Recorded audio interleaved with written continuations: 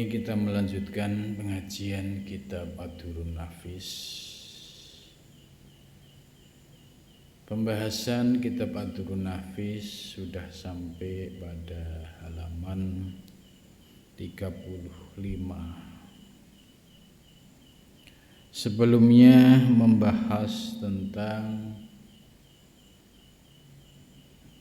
kunci seorang salik dalam meraih anugerah ma'rifah itu tidak lepas dari dua hal.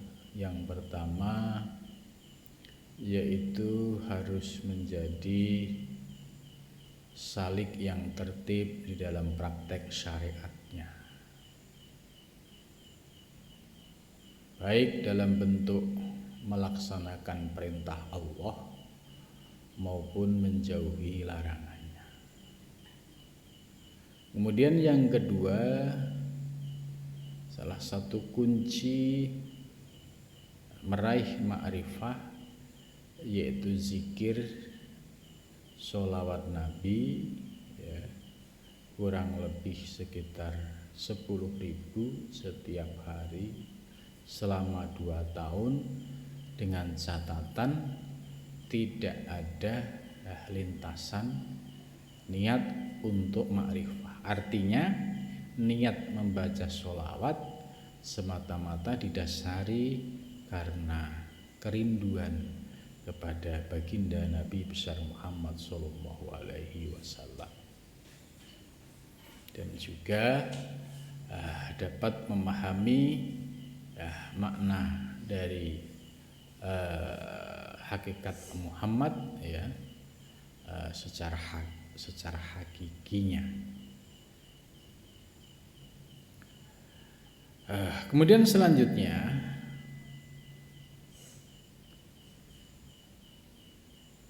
maka seyogianya diusahakan yang demikian itu, hai segala saudaraku yang berakal.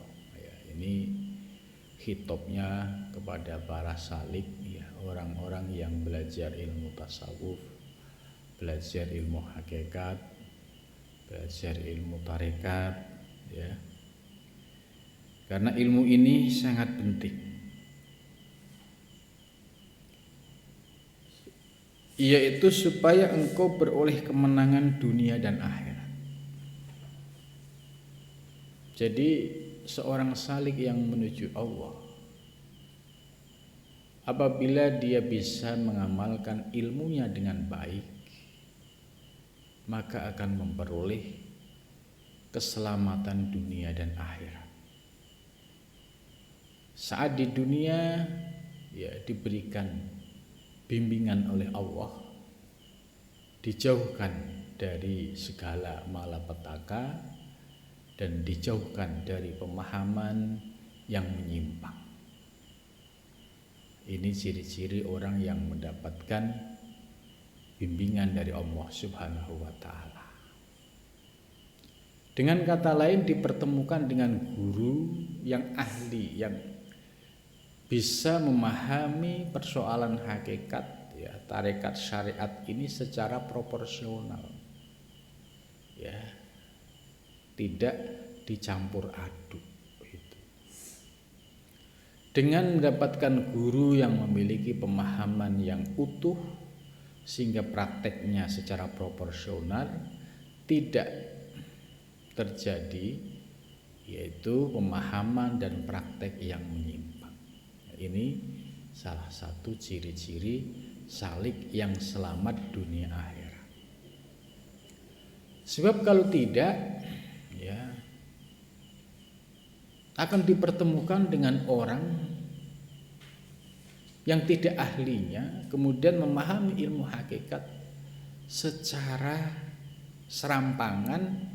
Dampaknya yaitu pemahamannya, ya, sudah keluar, kemudian prakteknya, ya, semakin jauh dari ajaran para sufi yang merujuk, ya, pada keteladanan dan uswah dari baginda Nabi besar Muhammad Sallallahu Alaihi Wasallam. Jadi ini satu anugerah. Allah memberikan petunjuk kepada hambanya, dipertemukan dengan guru yang menguasai dalam bidangnya, sehingga prakteknya tidak menyimpang, prakteknya tertib dalam syariat, tarekat, dan hakikatnya. Sehingga dampak selanjutnya, ya pengamalannya dalam kehidupan sehari-hari terjadi seimbang, tidak menimbulkan kontroversi di tengah masyarakat. Nah, karena banyak orang-orang yang mengamalkan ajaran hakikat, syariat, dan hakikat secara proporsional, itu tidak nampak aneh-aneh karena tahu porsinya. Tapi ada juga yang mengamalkan praktek pemahaman ilmu hakikat kemudian menimbulkan masalah di tengah masyarakat sampai terjadi pro kontra. Ini kenapa? Ya karena tidak bisa menempatkan secara proporsional antara hakikat, syariat, dan tarekat itu. Maka dampaknya muncul perdebatan, kontroversi, ya bahkan ya permusuhan. Nah, ini hal-hal semacam ini sering kali terjadi di dalam memahami ilmu hakikat. Kemudian dampak berikutnya, ya memperoleh keberkahan lahir dan batin. Ya karena pemahamannya lurus, prakteknya lurus, ya Allah memberikan limpahan keberkahan lahir dan batin. Ya diberikan sumber rezeki yang halal, diberikan kemudahan ya memperoleh rezeki. Nah, ini sebagai salah satu anugerah Allah yang diberikan kepada orang-orang yang telah mendapatkan bimbingan dari Allah Subhanahu wa ta'ala. Karena pemahamannya benar, prakteknya benar, kemudian mendapatkan limpahan barokah, sehingga ketika suatu saat dipanggil menghadap Allah, ya dalam kondisi iman, dalam kondisi ahli zikir, dalam kondisi ahli suhud dan musyahadah, sehingga untuk memperoleh mati yang husnul khotimah itu sangat optimis. Ya, berbeda dengan yang tadi, ya, yang pemahamannya menyimpang. Nah, itu sebagai pertanda dia mulai dijauhkan, disesatkan oleh Allah Subhanahu wa ta'ala. Nah, kalau sudah memperoleh ketetapan iman saat detik-detik sakaratul maut, ya, diberikan anugerah syuhud musyahadah, maka di dunia dia diberikan keberkahan, di akhirat pun ya dia akan diberikan keselamatan dari api neraka dan diberikan anugerah, yaitu liqa'ullah, perjumpaan dengan Allah Subhanahu wa ta'ala. Ini maksud daripada penjelasan bahwa kalau kita bisa mengamalkan secara benar akan diberikan keselamatan di dunia dan di akhirat selama-lamanya dengan mengamalkan akan segala ilmu yang fakir sebutkan. Jadi kalau kita bisa mengamalkan penjelasan dalam kitab Durrun Nafis ini dari awal sampai akhir, ya walaupun tahap pengamalannya itu juga bertahap, ya berjenjang, ya mulai dari paham ilmu yakin, ya kemudian naik kepada ainul yakin sampai pada hakul yakin. Nah, ini sebagai bukti kita telah merasakan tahapan-tahapan pengamalan. Jadi tidak mungkin orang yang baru memahami kemudian langsung hakul yakin. Ya, ada makom jadzab itu ada, tapi langka. Nah, kita ini ya, berproses ya, mulai dari pemahaman ilmu, kemudian kita praktekkan dalam kehidupan sehari-hari, dibarengi dengan zikir yang istiqomah, tirakat yang istiqomah, akhirnya kita memperoleh limpahan anugerah ilmu-ilmu rahasia ketuhanan itu. Dan karena ilmu dengan tiada amal itu tiada memberi manfaat itu. Jadi beliau menegaskan, kalau kita sudah paham teori-teori dalam ilmu yang telah disampaikan oleh beliau dalam Ad-Durrun Nafis ini, kemudian kita praktekkan sedikit demi sedikit. Itu contoh misalkan mulai dari tauhidul af'al, ya. Kemudian kita juga diberi penjelasan soal mubasyarah dan tawalud, ya. Kemudian kita juga dijelaskan soal tauhidul asma, tauhidus sifat, dan tauhid dzat, ya. Secara teori ya kita sudah memahami, kemudian juga dijelaskan soal bagaimana pengamalannya, yaitu dengan syuhud dan musyahadah. Jika itu dilakukan, maka kita akan merasakan yaitu tahapan proses fana billah. Fana itu hilang kesadaran kehambaan, kemudian selanjutnya merasakan baqo billah. Baqo itu yaitu kekekalan batiniah dalam memandang Allah. Namun demikian dalam makom baqo billah ini ya terjadi sinergitas antara syariat dan hakikat. Ya, jadi tidak ditinggalkan salah satunya, tapi dua-duanya dijalankan secara sinergitas.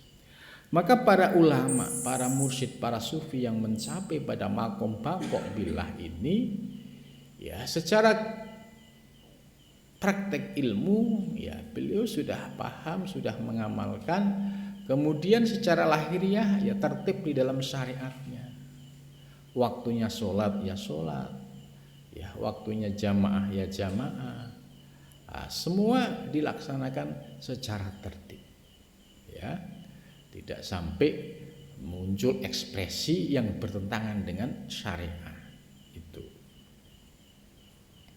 Nah, ini menurut Syekh Nafis, kalau kita sudah paham ilmunya, kemudian kita amalkan, ya insya Allah itu akan memberikan ilmu yang belum pernah kita pahami, yaitu ilmu-ilmu yang sifatnya asrar ilahiyah. Jadi di sini dijelaskan ilmu dengan tiada amal itu tiada memberi manfaat. Ya, jangan sampai ilmu ini berhenti pada sebatas ilmu, tidak kita amalkan dalam kehidupan sehari-hari. Ya. Tetapi memberi madurut ya dan menyiksa ia akan yang mempunyai dia. Ini sebaliknya, kalau ilmu tidak diamalkan, itu akan memberikan madurut ya baginya dan akan memberikan siksa. Ini bahayanya orang yang punya ilmu tidak diamalkan. Contoh misalkan soal ilmu hakikat.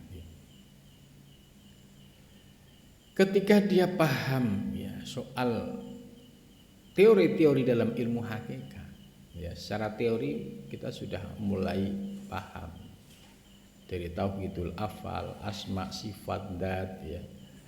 Nah, cuma sesuai dengan porsi kita.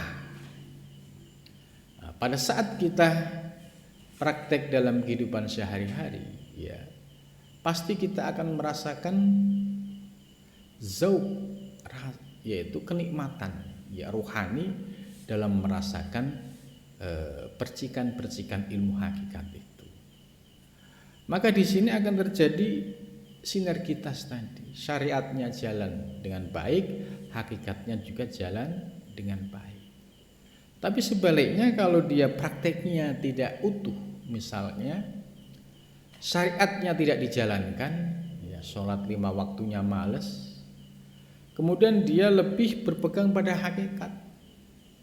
Ya saya nggak sholat, tapi saya selalu ingat kepada Allah. Gitu. Buat apa sholat kalau tidak ingat sama Allah? Gitu. Ini kan tipu daya yang sangat lembut sekali. Jadi dia tidak sholat, yang penting ingat sama Allah. Itu. Nah, sementara sisi lain ada orang yang sholat tapi dalam keadaan lalai. Nah, orang yang belajar hakikat itu mensinergikan.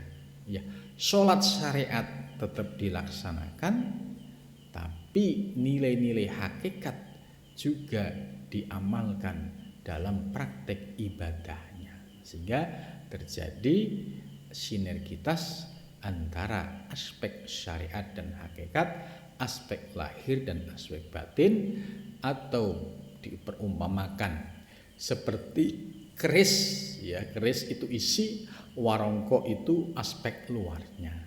Nah, ini ciri-ciri praktek yang benar. Ya.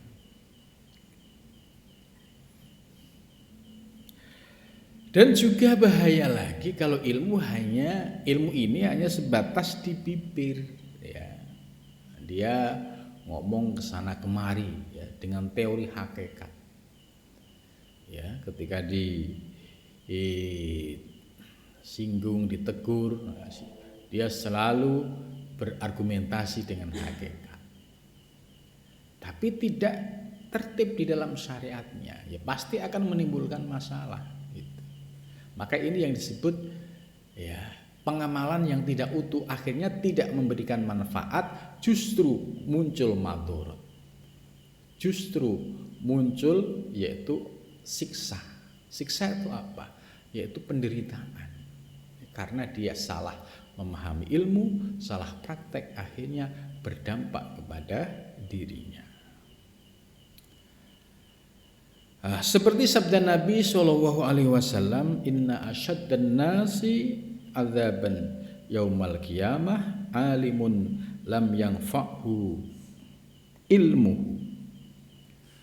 Sesungguhnya paling berat, ya, siksa manusia pada hari kiamat yaitu alimun, orang yang berilmu, lam yang fa'hu ilmuhu, yang tidak memanfaatkan atau mengamalkan ilmunya.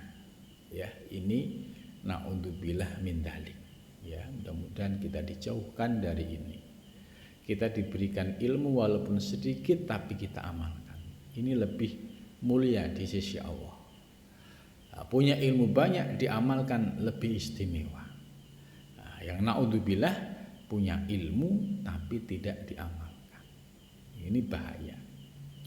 Jadi di kiamat nanti ada siksa yang paling berat, ya, di antara yang lain, yaitu siksanya orang yang alim yang ilmunya tidak dimanfaatkan, tidak diamalkan.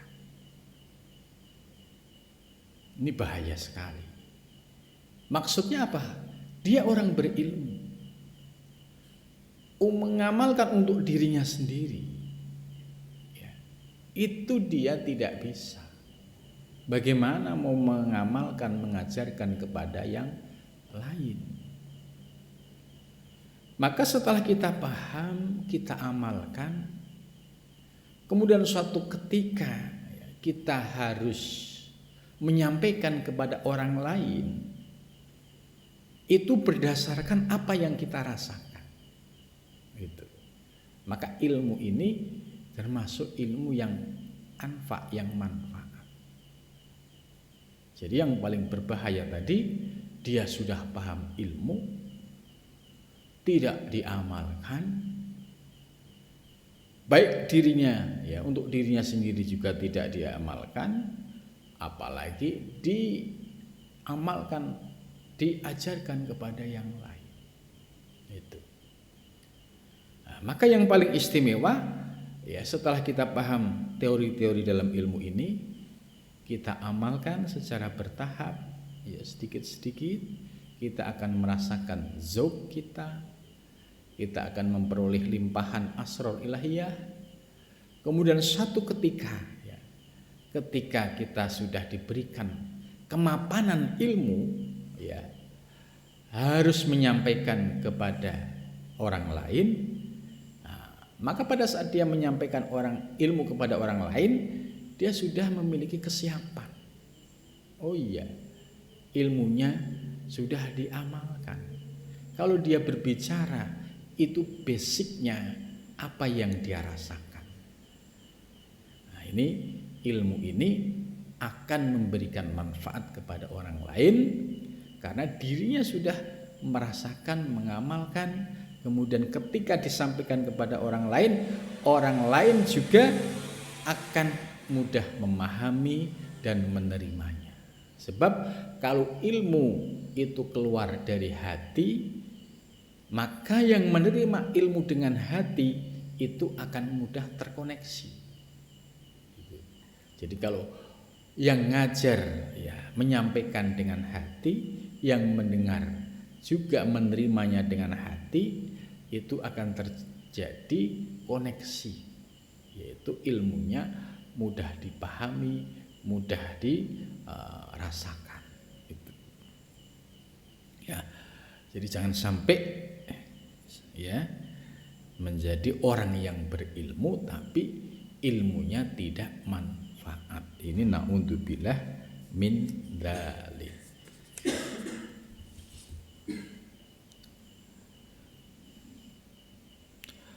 Dan lagi kata Ibnu Ruslan qadasallahu sirruhu ya, semoga Allah menyucikan sirnya, rahasianya. Ibnu Ruslan ya berkata, fa'alimun bi ilmihi lam ya'malan mu'adzabun min qabli abidil wasan. Ini syair dari seorang tokoh sufi, Ibnu Ruslan ya. Ini seorang tokoh sufi. Ini bukan hadis ya, tapi substansinya ya tidak lepas dari substansi apa yang ada di dalam hadis. Fa'alimun, maka orang yang alim, orang yang memiliki ilmu ya bi ilmihi, dengan ilmunya, lam ya'malan ya tidak diamalkan. Jadi orang yang alim ya punya ilmu tapi ilmunya tidak diamalkan. Maka apabila kita punya ilmu, walaupun ilmunya itu sebatas iqra ya, dimanapun kita berada, ajarkan itu walaupun iqra. Sebab orang bisa sholat dengan baik kalau ngaji iqra-nya itu bagus ya, mulai dari iqra 1, 2, 3 sampai 5, 6. Kalau ngikuti aturan ya pasti bacaan Qur'annya bagus. Kalau bacaan Qur'annya bagus, berarti pada waktu dia sholat ya bacaannya sudah memenuhi standar, yaitu tajwidnya, makhrajnya. Itu berawal dari iqra itu. Jangan sampai gengsi. Ngajar apa iqra? Wah, gengsi itu. Jangan, karena para ulama-ulama terdahulu itu ya walaupun ilmunya itu ya bagikan lautan, tapi dia tidak segen ngajarin santri-santrinya yang belajar ya, kalau zaman dulu namanya turutan, kalau sekarang itu ya iqra itu. Walaupun 1, 2 orang, 3 orang gitu, amalkan secara ikhlas, dengan catatan secara ikhlas. Apa maksud secara ikhlas? Ya semata-mata karena Allah. Bagaimana kalau ada yang mengamalkan ilmu tidak karena Allah? Ya, karena riak misalkan. Ya tidak akan sampai kepada Allah. Terus karena duniawi, karena honor gaji, nah, itu hampir sama, niatnya tidak mulus, tidak karena Allah lagi. Maka yang akan sampai kepada Allah kalau niatnya kita ikhlas semata-mata karena Allah. Kalau niat kita ikhlas, ya, suatu saat misalkan kita mendapatkan keberkahan-keberkahan dari sisi lain, itu tidak menodai niat kita. Gitu.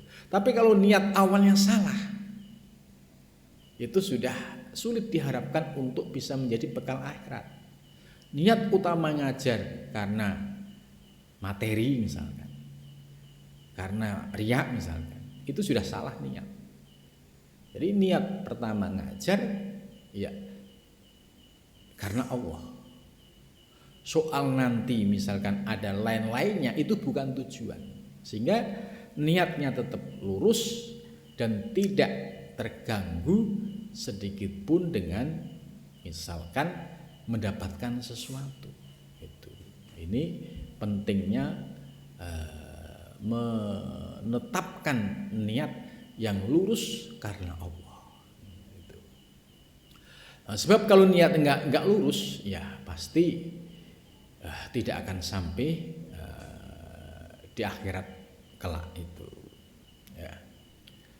Jadi fa'alimun bihi lam ya'malin ini kita diingatkan betul ya oleh Syekh Ibnu Ruslan ini supaya menjadi manusia yang ada dua hal, pembelajar. Kalau dia posisinya ketika masih ngaji, ya berarti posisinya murid.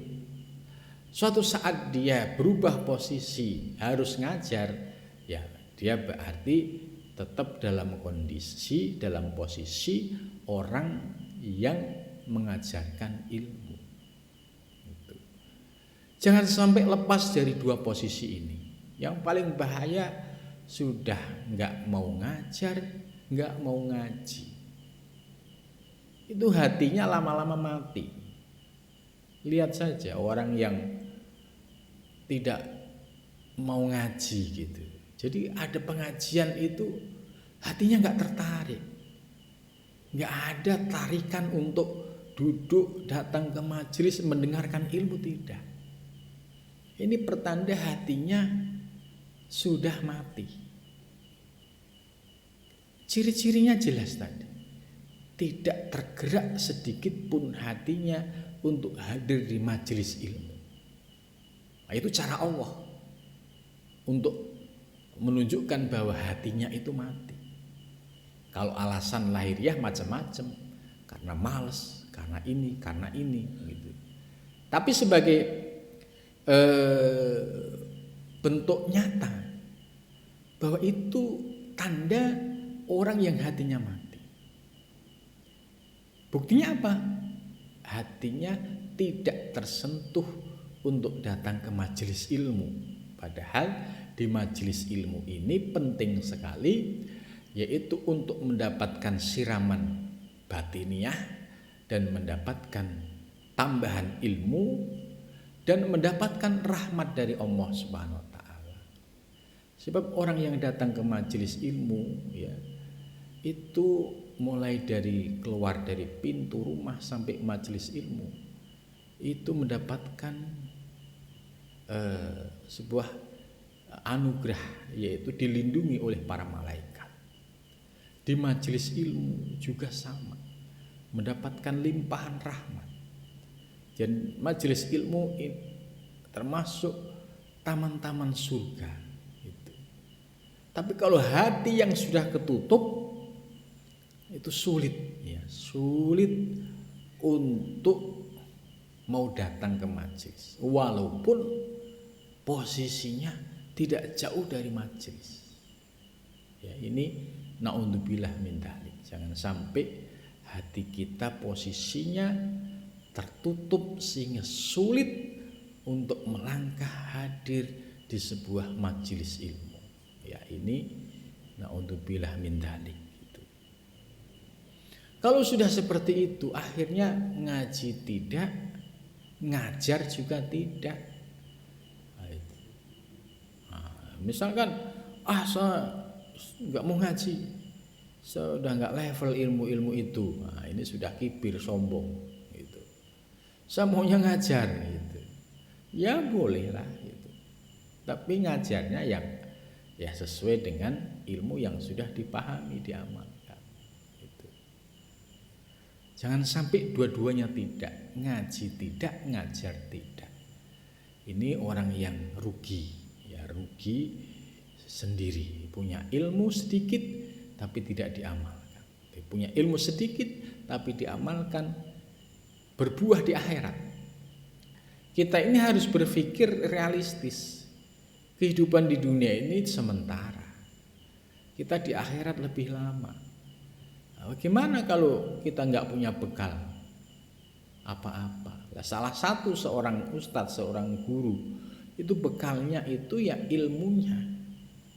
Ini bisa menjadi bekal kita di akhirat kalau niatnya itu lurus.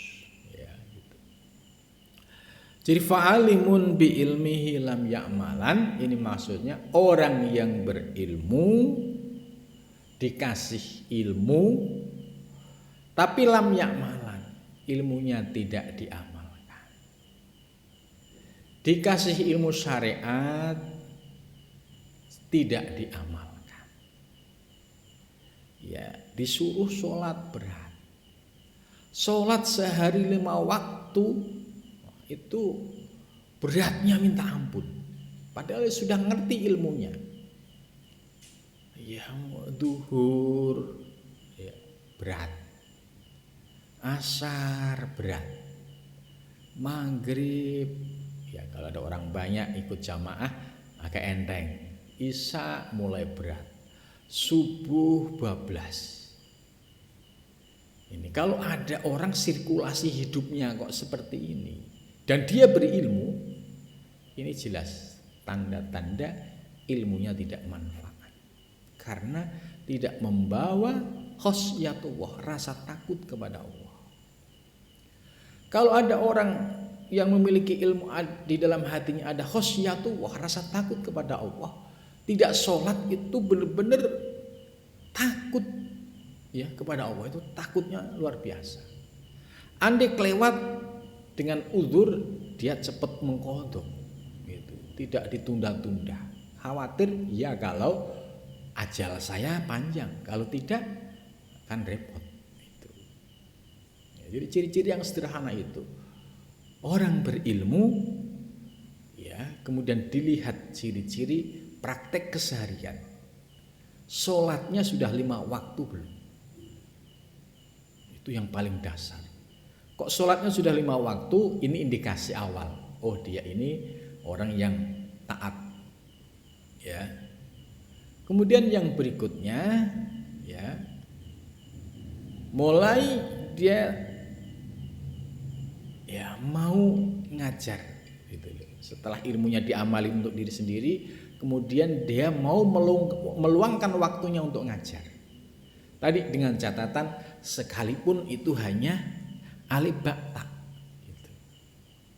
Kalau istiqomah ya pasti ya akan menjadi ilmu yang manfaat. Tapi kalau sudah ilmunya itu semua disiplin ilmu sudah dipahami, sholat 5 waktunya keteteran karena kesibukan duniawinya, kemudian yang kedua boro-boro mau ngaji, mau ngamalin ilmu, sudah tidak mungkin.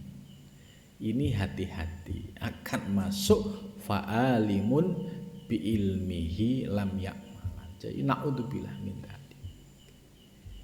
Maka wujud kita bersyukur atas ilmu kita, ya tunjukkan dengan praktek dalam kehidupan sehari-hari. Paling tidak kita tertib di dalam melaksanakan sholat 5 waktu. Ya, ini indikator utama. Gitu. Ngaku alim tapi indikator utama sholat mau waktunya bolong-bolong. Ini jelas termasuk orang yang tidak mengamalkan ilmu. Itu. Ini. Mu'adzabun min qabli abidil wasan. Resikonya orang yang berilmu yang tidak dimanfaatkan tadi akan disiksa lebih dahulu dari penyembah berhala. Itu. Jadi kalau orang yang menyembah berhala disiksa oleh Allah karena kebodohannya, ya, karena kurang ilmunya. Tapi kalau ada orang yang sudah punya ilmu, ya, tapi perintah Allah tidak dijalankan, larangan Allah tidak dijauhi, ya sudah punya ilmu kan berarti, tapi tidak mau menjalankan perintah Allah, tidak mau menjauhi larangan Allah, maka orang yang seperti ini akan disiksa lebih dahulu daripada penyembah berhala. Jadi ya ngeri-ngeri juga orang berilmu itu punya konsekuensi itu. Nah, maka dari itu kita selalu ya berdoa memohon kepada Allah ya diberikan ilmu yang manfaat. Itu ilmu yang manfaat itu paling tidak ilmu yang bisa kita amalkan untuk diri kita sendiri. Kemudian setelah itu kita ada kesempatan mengamalkan kepada orang lain, amalkanlah supaya ilmu ini menjadi ilmu yang jariyah, yang pahalanya mengalir. Seorang kiai, seorang ustadz, ya dia ikhlas mengajarkan ilmu, ya membimbing santri dari nggak bisa baca Al-Quran sampai bisa, dari tidak bisa sholat sampai bisa sholat. Ini semua amalan ibadah yang dilakukan oleh santri yang bisa sholat, bisa ibadah, ini selalu memberikan pahala kepada gurunya yang ngajari. Ini kan istimewa. Itu. Nah. Jadi fa'alimun bihi lam ya'malan, ini mengingatkan ya kepada orang-orang yang berilmu, jangan sampai ilmunya hanya dibuat bangga-banggaan, tidak diamalkan. Nah, ini konsekuensinya berat ya. Di akhirat akan disiksa lebih dahulu daripada penyembah berhala. Dan tiada memberi manfaat yang melainkan dengan amal, karena ilmu itu jalan yang menyampaikan kepada amal. Nah, ini tambahan lagi. Jadi tidak memberi manfaat ya dengan amal. Jadi artinya sudah punya ilmu kok tidak diamalkan tadi ya, ilmunya tidak berkembang. Tapi kalau dia punya ilmu sedikit diamalkan, jadi punya ilmu sedikit diamalkan, itu ilmunya akan bertambah. Itu. Jadi ini ya logikanya, ilmu sedikit tidak akan diamalkan itu ibarat lampu ya, lambat laun dia akan mati dengan sendirinya. Tapi kalau ilmu yang diamalkan, ilmu ini akan bercahaya dan menjadi cahaya bagi dirinya dan orang yang ada di sekitarnya. Maka orang yang mengamalkan ilmu ini akan mendapatkan ilmu sebab amalnya tadi. Karena tiada sah amal itu melainkan dengan ilmu. Itu. Jadi ini penting, ilmu syariat penting, ilmu hakikat penting. Orang sholat harus punya ilmu. Ilmu syariatnya apa? Ngaji fikih, tahu batalnya wudhu, tahu batalnya sholat. Ini ilmu fikih. Praktek ilmu fikih harus dilaksanakan. Nah, kemudian ilmu hakikat masuk sebagai substansinya, ya, bahwa di balik wudhu, ya, itu ada maknanya, Di balik sholat juga ada makna substansinya. Nah, ketika dua ini digabungkan antara syariat dan hakikat, faqad tahaqqaqa, maka ibadahnya mencapai pada tahqiq, yaitu kebenaran sejati. Kalau ngaji fikih tok nggak dibarengi tasawuf, disebut tafassaqo, mudah menjadi fasik. Sebaliknya ngaji tasawuf tok tidak dibarengi ilmu fikih, tajandako, mudah menjadi zindik. Tadi contohnya, ya dia nggak mau sholat, yang penting eling sama Allah itu. Jadi tidak menganggap syariat itu penting lagi, yang penting eling sama Allah. Ini namanya tajandako. Lah yang pas syariatnya jalan, hakikatnya jalan, ini yang faqad tahaqqaqa. Dia memperoleh, mencapai kebenaran yang sejati. Kemudian selanjutnya, ya, kata syair, ya, al ilmu bi ghairi ilmin dan bun kabirun wal amalu bi ghairi ilmin dolalun syadidun. Ini diingatkan lagi pentingnya ngaji, ya. Al ilmu bermula ilmu bi ghairi amalin, tanpa diamalkan. Jadi punya ilmu tapi tidak diamalkan, dan bun kabir, dosa besar. Ya, ngerti ilmu soal sholat, ngerti bahwa sholat itu wajib tapi ditinggalkan, ini dan bun kabir sudah. Wal amalu bi ghairi ilmin, kemudian mengamalkan sebuah ibadah tapi bi ghairi ilmin, tanpa ilmu, dolalun syadid, sesat yang nyata. Contoh, mau sholat, ya dia asal datang ke masjid, langsung ada orang sholat, langsung ikut nimbrung. Tidak ngerti ilmunya, tidak ngerti harus wudhu dulu. Terus pakaiannya dia najis. Padahal kalau ngerti ilmunya, pakaian najis itu nggak sah buat sholat. Ini. Nah, karena dia tidak punya ilmu, kemudian ikut-ikut sholat, ya, ikut gerakan sholat dari takbir sampai salam, ya jelas ini dolalun syadid, sesat yang parah. Satu, dia tidak wudhu karena nggak ngerti ilmunya. Dua, ya, celananya najis karena waktu kencing nggak cebok misalkan, dia nggak ngerti. Nah, ini sudah nggak sah. Itu. Nah, ini contoh bahwa dalam memahami agama, ya perlu ilmu, ya apalagi urusan dunia juga perlu ilmu.